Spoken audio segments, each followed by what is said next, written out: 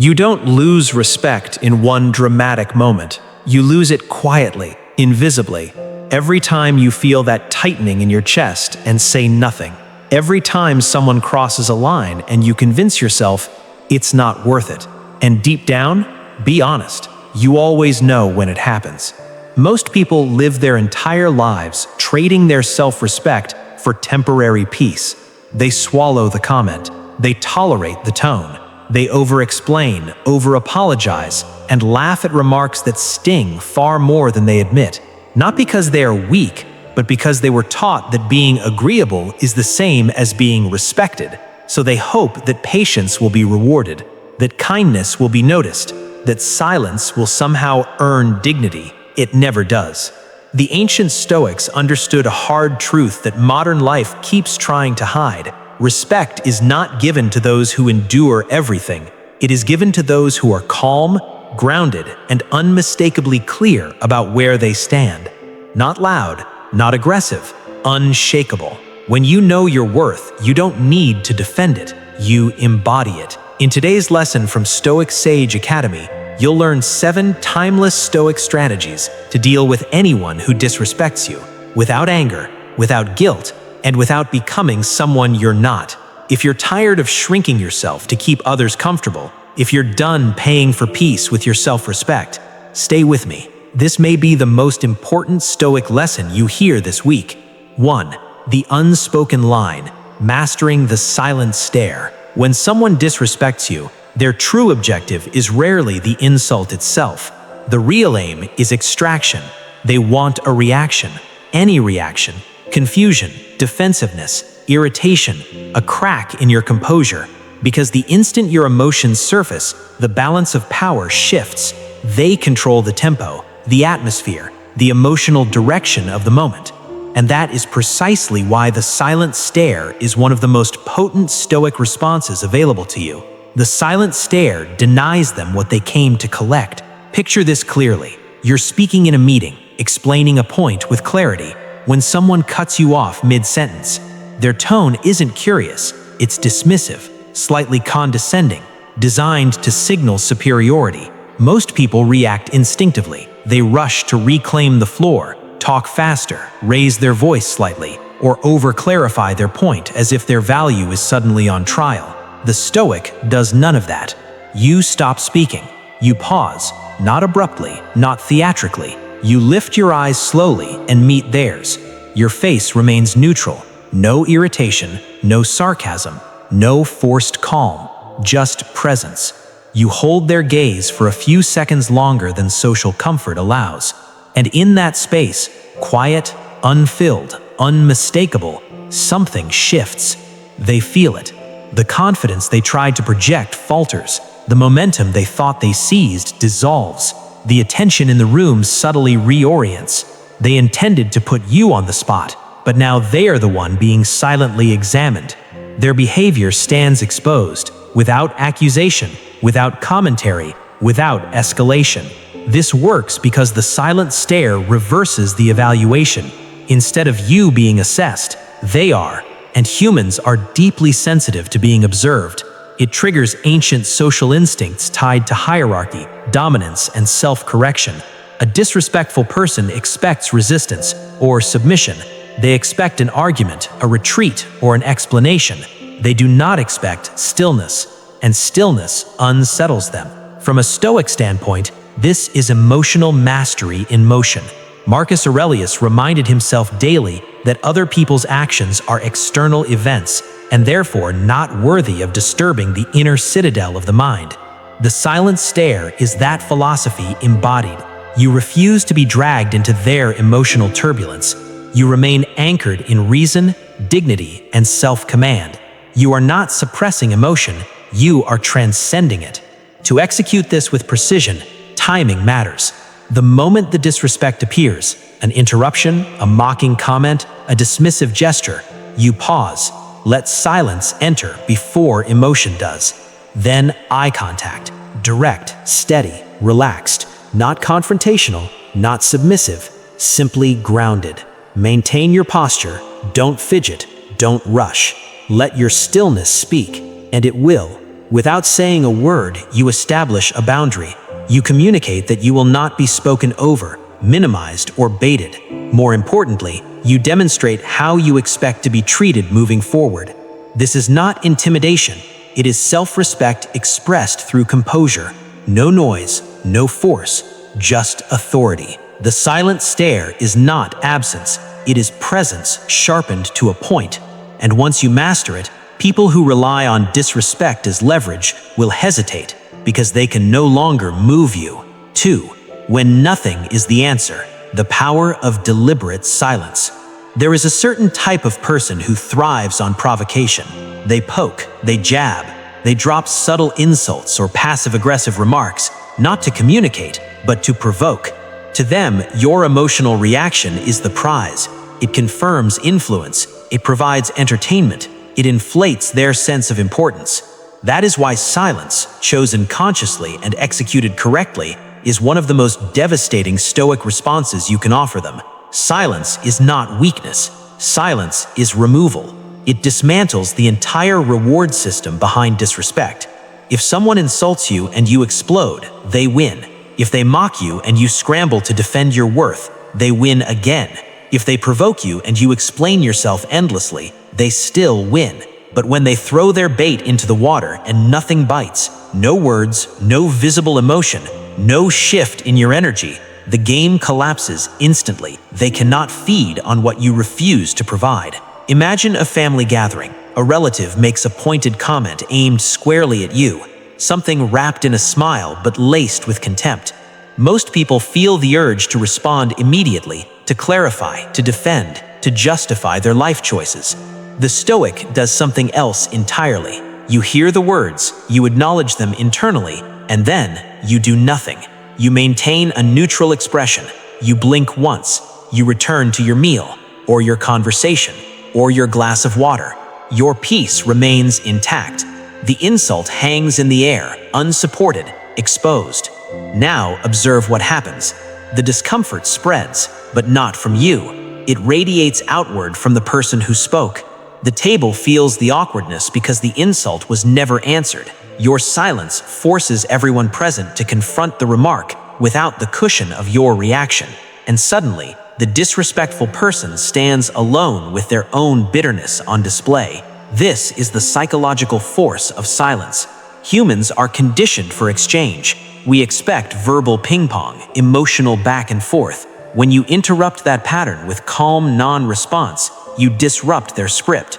You force them to face what they said without distraction. Silence becomes a mirror.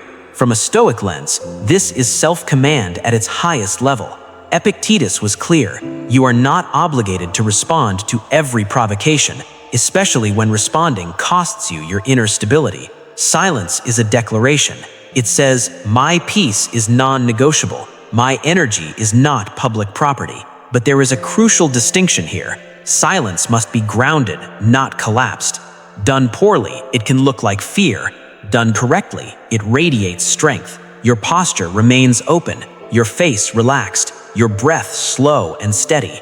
You are not retreating, you are standing firmly in yourself. Here is how to apply it effectively. First, listen. Hear the words without absorbing them. Information is not identity. Second, breathe. A slow inhale signals to your nervous system that you are in control. Breath is the gatekeeper between insult and self-concept. Third, no reaction, no smirk, no sigh, no counterattack. Let the moment starve, and it will. When you stop reacting, disrespect loses its function. People who rely on emotional turbulence cannot tolerate calm. Silence turns the spotlight back onto them. You didn't ignore them, you revealed them. And once someone realizes they cannot reach you, cannot shake you, cannot access your emotional core, the dynamic is permanently altered. Silence, when wielded with strength, is not empty space. It is dominance without aggression. 3. Withdraw the explanation, reclaiming authority over your life. One of the most draining forms of disrespect is not loud or obvious. It's subtle. It shows up when people act as though your decisions require their approval. They question your boundaries. They challenge your choices. They interrogate your priorities. And without noticing, many people step straight into the trap, over-explaining. They justify. They soften. They present their decisions like arguments waiting to be judged. But here is the uncomfortable truth.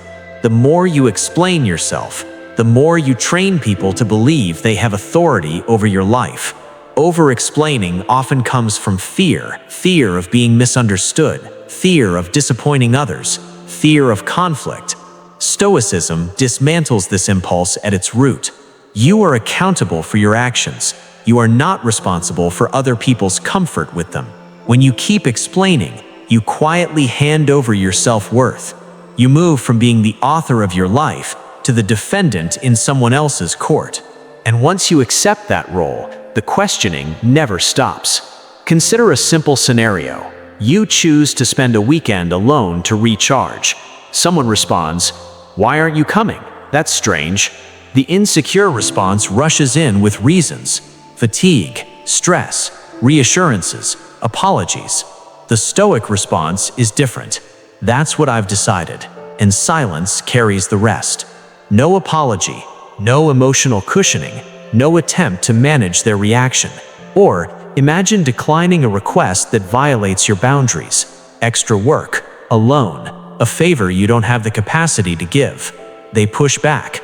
"Why not? What's the problem?" Instead of defending, you answer calmly and firmly, "That doesn't work for me." Short, clear, final. These statements are powerful because they assert autonomy. They communicate that your choices do not require consensus. People who respect you recognize boundaries instinctively. People who don't will challenge them. Stoicism teaches you to respond not with argument, but with clarity. Here is how to apply this principle cleanly. Keep your answers brief. Short sentences signal confidence. They close the door to debate. Avoid justification. The moment you add "because," you invite negotiation. You open space for judgment. Don't. Your decision stands on its own. State it, then move on. Change the subject. Shift your attention. Continue living. Those who deserve explanations rarely demand them.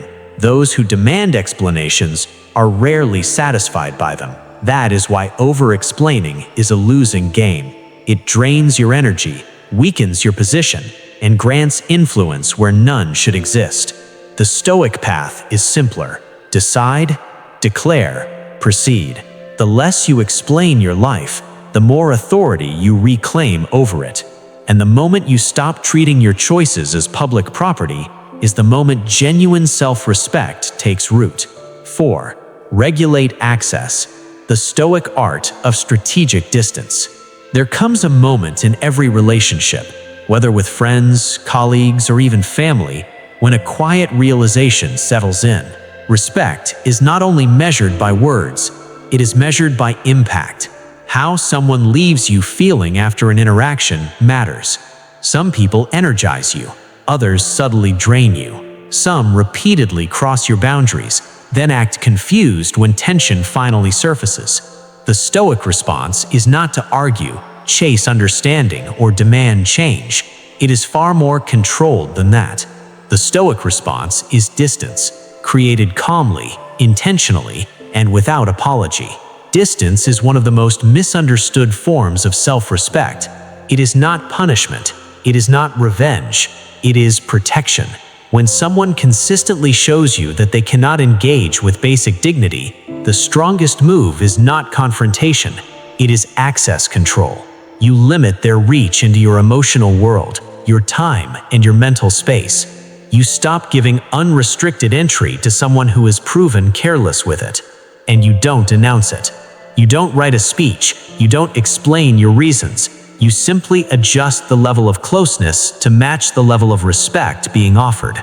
Think of someone in your life who makes constant subtle digs, someone who minimizes your wins, ignores your feelings, or disguises disrespect as humor. Maybe it's a coworker who treats everything like a competition, a friend who only appears when they need something, a family member who always leaves you feeling smaller than when you arrived. Most people try to repair these dynamics endlessly. long conversations, emotional explanations, repeated attempts to be understood.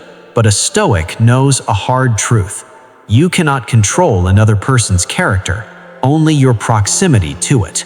Distance works because it changes the emotional equation. When someone no longer has unlimited access, their behavior loses its grip. You stop reacting automatically. You don't jump when they call. You don't rush to fix their problems. You stop offering vulnerability to someone who has proven they mishandle it. You move from reactive to selective. Here is the Stoic 3-layer method for setting distance with dignity and clarity.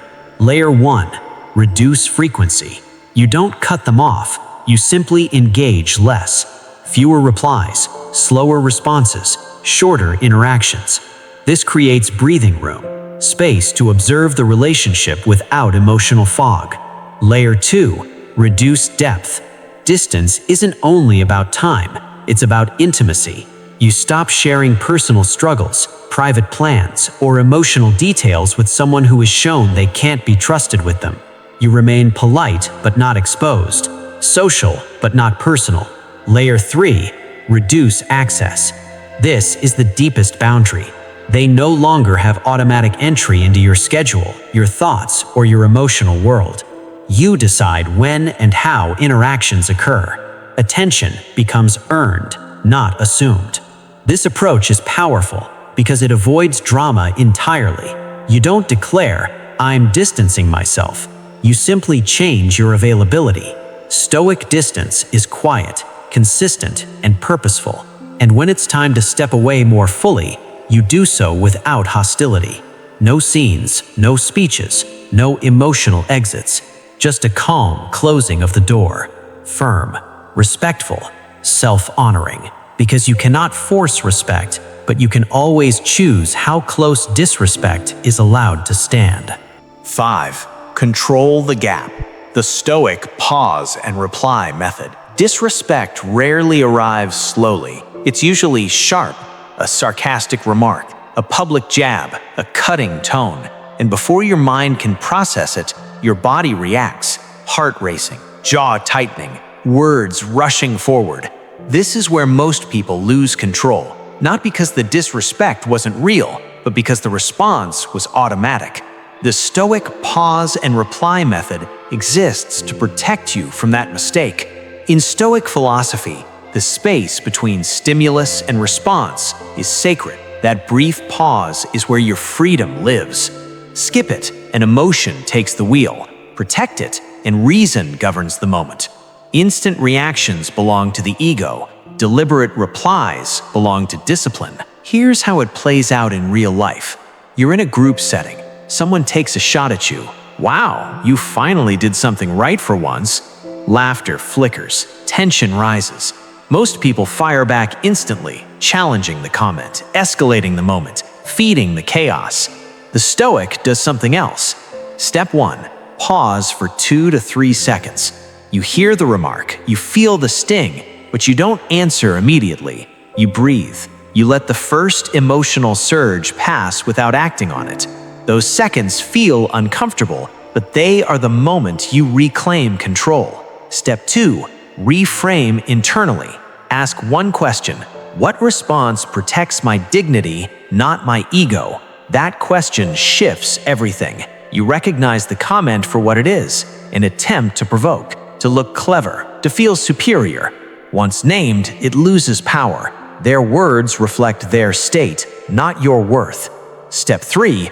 Respond with clarity or not at all. Now you choose. And if you respond, you keep it clean. Calm voice, neutral expression, short sentence. That was unnecessary. We're not speaking that way. I expect respect. No sarcasm, no lecture, no escalation. Just a boundary stated once.